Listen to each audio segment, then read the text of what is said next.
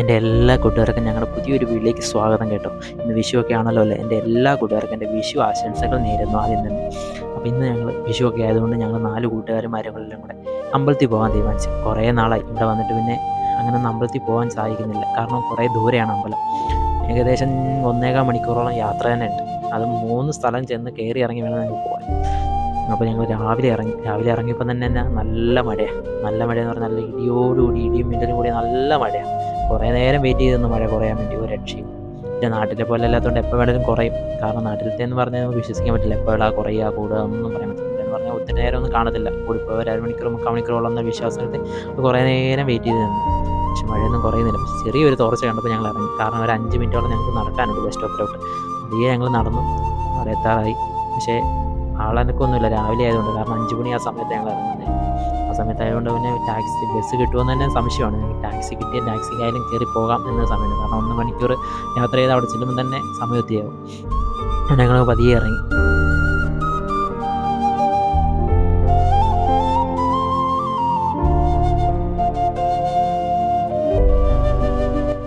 അങ്ങനെ ഞങ്ങൾ ബസ് സ്റ്റോപ്പിലെത്തി. പക്ഷെ നല്ല തിരക്കൊന്നുമില്ല, വണ്ടികളൊന്നും കുറവാണ്. അതുകൊണ്ട് തന്നെ ടാക്സി തന്നെ കിട്ടുമെന്ന് എനിക്ക് ഡൗട്ടായി. അങ്ങനെ നോക്കിയപ്പോൾ നല്ല മിന്നലൊക്കെ അടിക്കുന്നുണ്ട്. പക്ഷെ അങ്ങനെ പെട്ടെന്ന് തന്നെ ഒരു ടാക്സി കിട്ടി.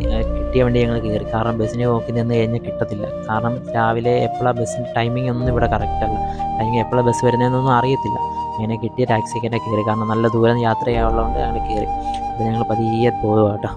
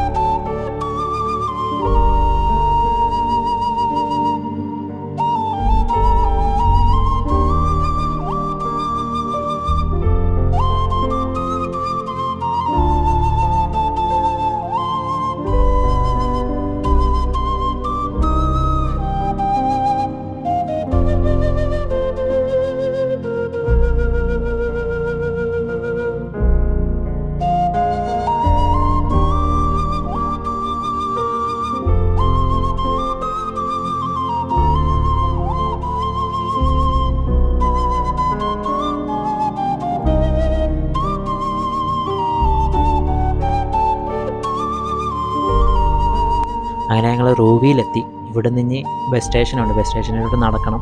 ബസ് സ്റ്റേഷൻ വരെ ടാക്സി പോകത്തില്ല. അപ്പോൾ നമ്മൾ ഇവിടുന്ന് ബസ് സ്റ്റേഷനിലോട്ട് നടന്നിട്ട് വേണം. അവിടുന്ന് ബസ് ഉണ്ടെങ്കിൽ ബസ്സിൽ കയറി നമ്മൾ മത്ര പോകണം. ബസ്സില്ലെങ്കിൽ ഇവിടുന്ന് ടാക്സിക്ക് തന്നെ പോകണം. നമുക്കൊന്ന് ബസ് ഉണ്ടോ എന്ന് പോയി നോക്കാം.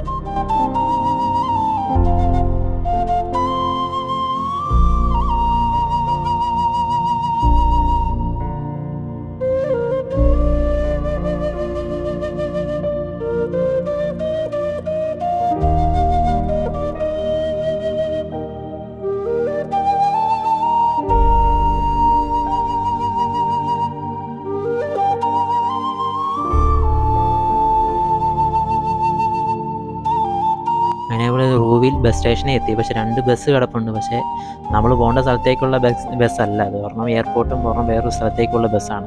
അങ്ങനെ നമ്മൾ ഇവിടുത്തെ സ്റ്റേഷനിൽ പോയി അന്വേഷിച്ചപ്പോൾ അവർ പറഞ്ഞത് ബസ്സുണ്ട്, അവർക്ക് കറക്റ്റ് ടൈം അറിയത്തില്ല. 7 മണിക്കുള്ളിൽ വരുമെന്നാണ് പറയുന്നത്. നമ്മൾ കുറച്ച് നേരം വെയിറ്റ് ചെയ്തു. കാരണം ബസ്സിൽ പോകുന്നതാണ് നമുക്ക് ഏറ്റവും ഉത്തമം. ചാർജ് കൊണ്ടും യാത്ര കൊണ്ടും എല്ലാം കൊണ്ടും നമുക്ക് ബസ്സിൽ പോകണ യാത്ര ചെയ്യുന്നതാണ് ഏറ്റവും നല്ലത്. അങ്ങനെ നമുക്ക് കുറച്ച് നേരം കൊണ്ട് വെയിറ്റ് ചെയ്ത് നോക്കാം.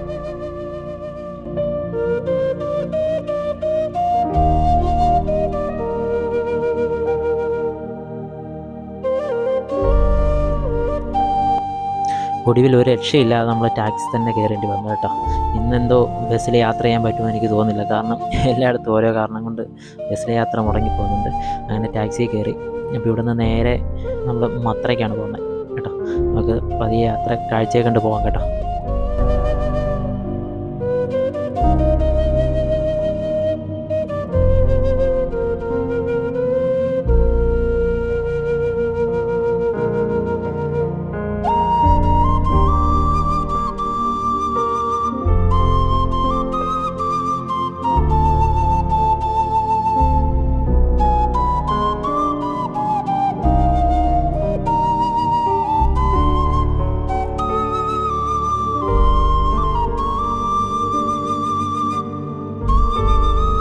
അങ്ങനെ നമ്മൾ മത്രയിലെത്തി.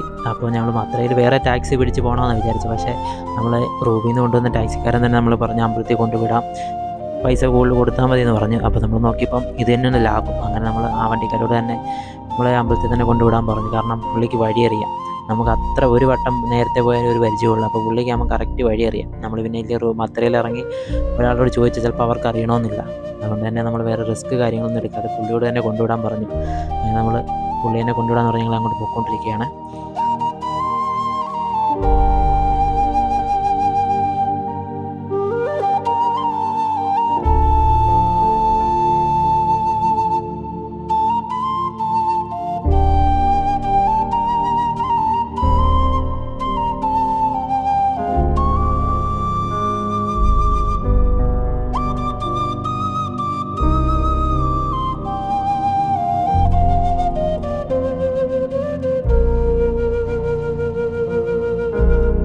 അങ്ങനെ ഞങ്ങൾ അമ്പലത്തിൽ എത്തിച്ചേർന്നു. ഇതാണ് ഞാൻ പറഞ്ഞ അമ്പലം. ഇവിടെ വന്നാൽ തന്നെ ഒരു പ്രത്യേക ഫീലാണ്.